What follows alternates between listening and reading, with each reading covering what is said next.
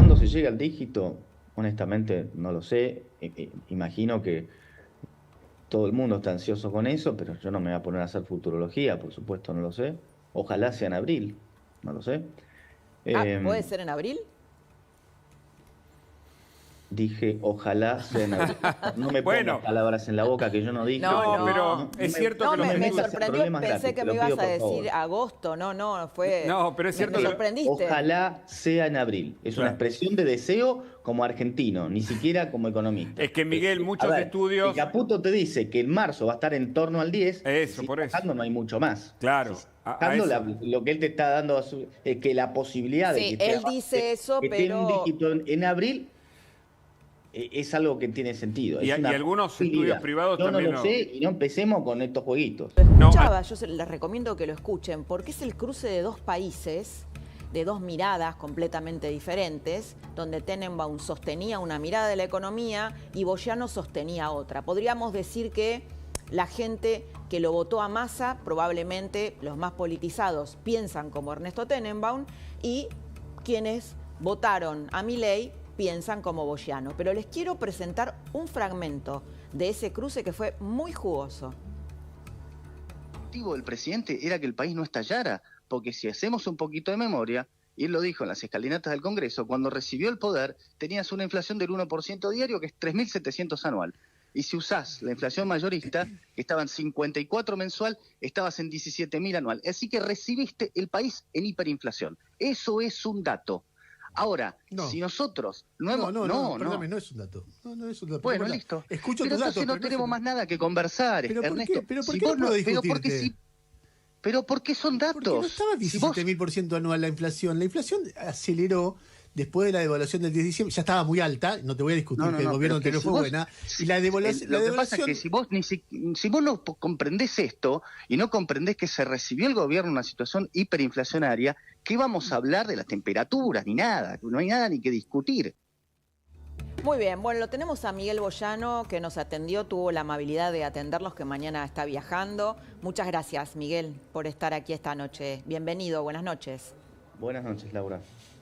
Bueno, qué debate, ¿no? Con Tenenbaum. El tema de... hay mucha gente que plantea, bueno, este programa, que él te lo planteaba en el aire, este programa de Milei, un poco este es el discurso del kirchnerismo, ¿no? Ya se hizo con Martínez de Oz, ya se hizo con Macri, y ahora se vuelve a hacer con Milei. Es el mismo programa que ya fracasó muchas veces. Bueno, es algo simplemente equivocado. La realidad esa es la respuesta. No tiene nada que ver con los otros intentos. Son tantas las cosas diferentes que no sé ni por qué cabe la comparación. O sí, es parte del relato. El kirchnerismo se construye en base a distintos relatos que algunos pareciera que pertenecen a la literatura fantástica. Pero no es más que eso. Me parece que no... Hay que hacer un esfuerzo por encontrar los paralelismos, incluso, si querés.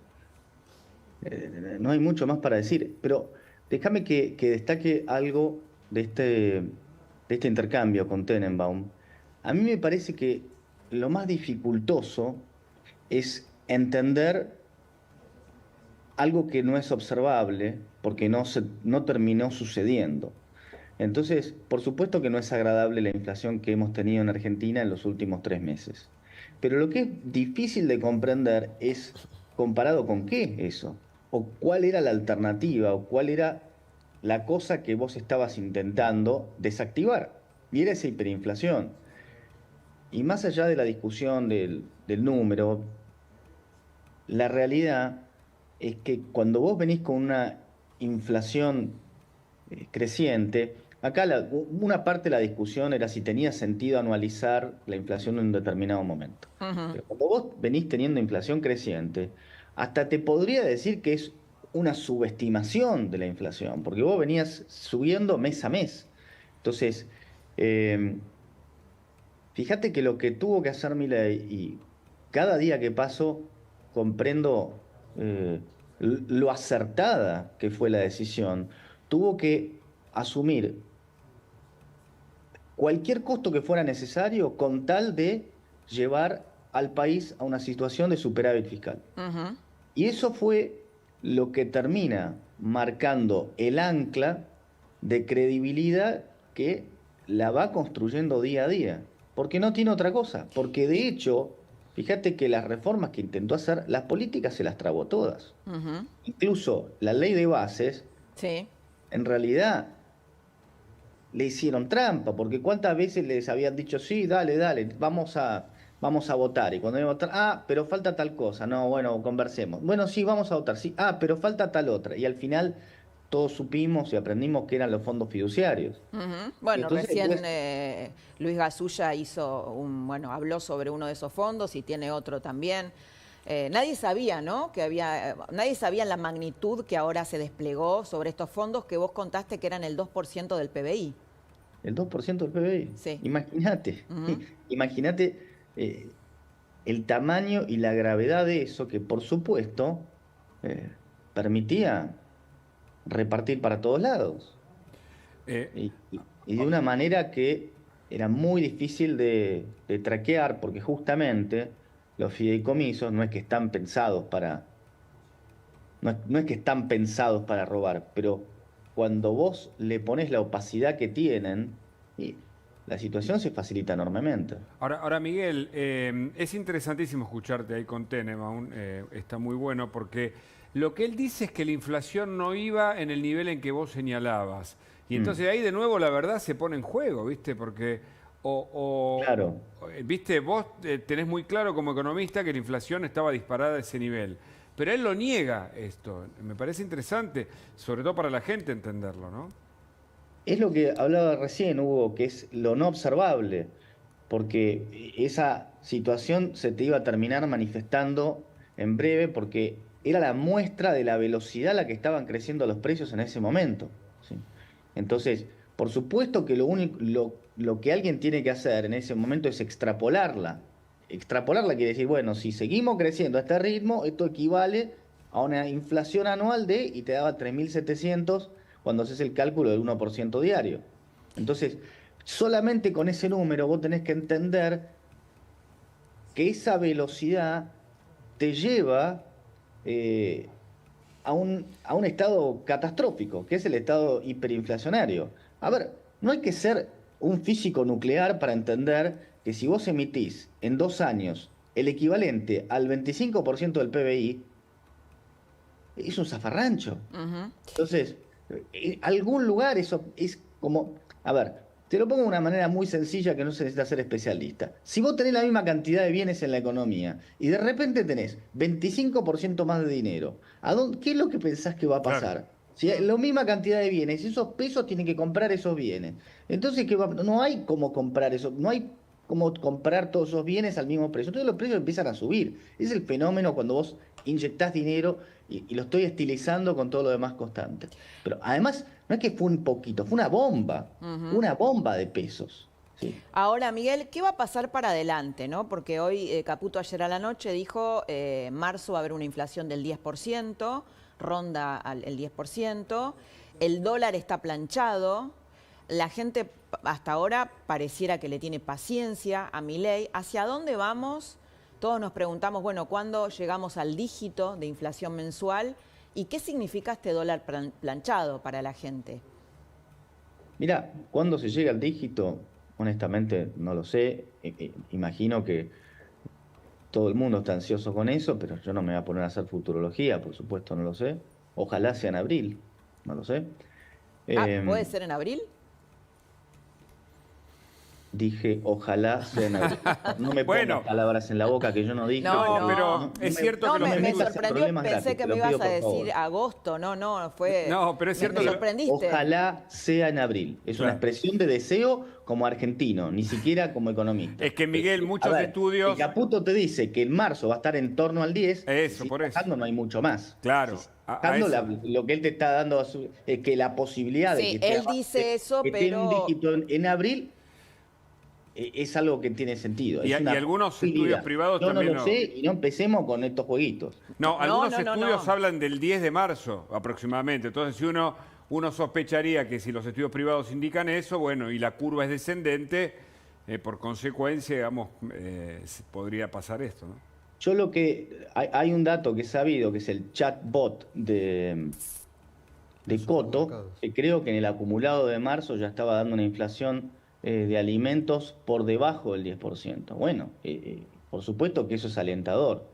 Es alimentos, por supuesto hay un montón de otros rubros en la economía, pero alimentos es siempre un ítem muy sensible, que además es el principal componente de la canasta básica. Te preguntaba por el dólar planchado. Bueno, el dólar planchado,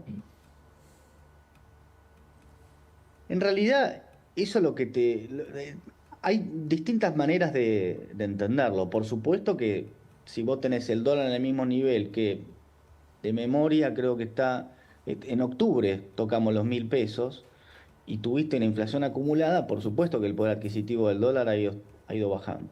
Pero el dólar planchado no es porque alguien lo esté planchando.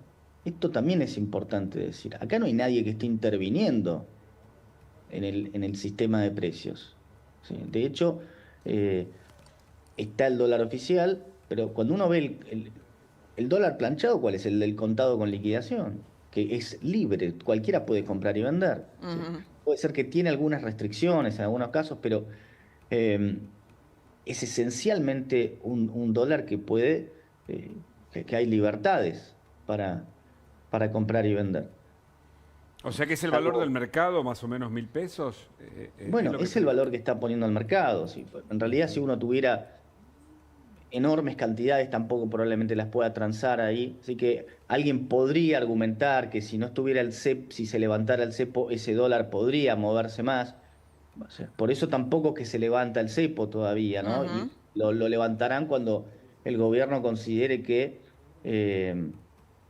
las chances de éxito son altísimas, porque si no, imagínate que sería echar por la borda todo el esfuerzo de todos estos meses. Ahora, Miguel, coincidirás, esta es la última en que hoy estábamos en la radio también hablando de esto, está buenísimo bajar la inflación, pero bueno, la reactivación va a venir cuando aumenten los salarios, los ingresos de la gente. ¿Esto sí. ¿Cuándo considerás que puede suceder? Bueno, vos lo dijiste bien, es cuando los salarios le empiecen a ganar a la inflación. Entonces van de la mano, van de la mano, porque en realidad lo que vos necesitas es que te empiece a aumentar el poder adquisitivo. Pero hay otra cosa que me parece que no se habla mucho y tiene que ver con la incertidumbre. Cuando a vos te baja la incertidumbre, automáticamente aumenta el gasto.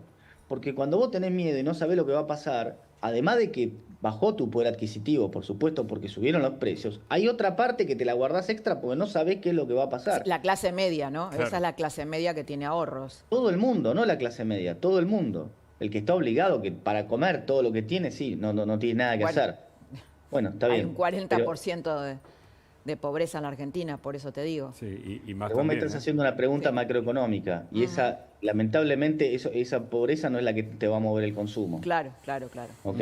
Entonces, la incertidumbre también te produce una contracción del consumo. Acordémonos que cuando asumió Milei había algunos que aventuraban que no duraban ni 100 días. Sí. Ahora, cuando todo eso empieza a disiparse y cada vez queda más claro que él va a mantener con uñas y dientes el superávit fiscal, bueno, no es solo el mercado que le va creyendo y lleva los bonos el bono que cuando él asumió valía $24, ahora vale casi 57.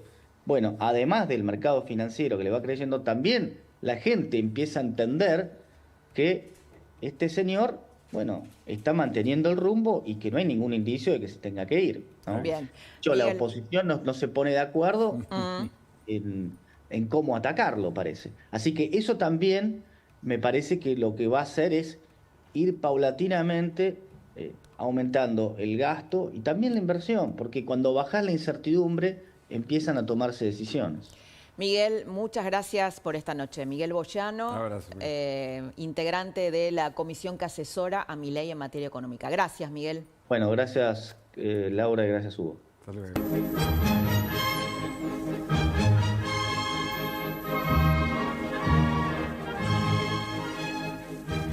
Todos los temas que atraviesan a la actualidad económica de Argentina y del mundo desde una perspectiva libertaria.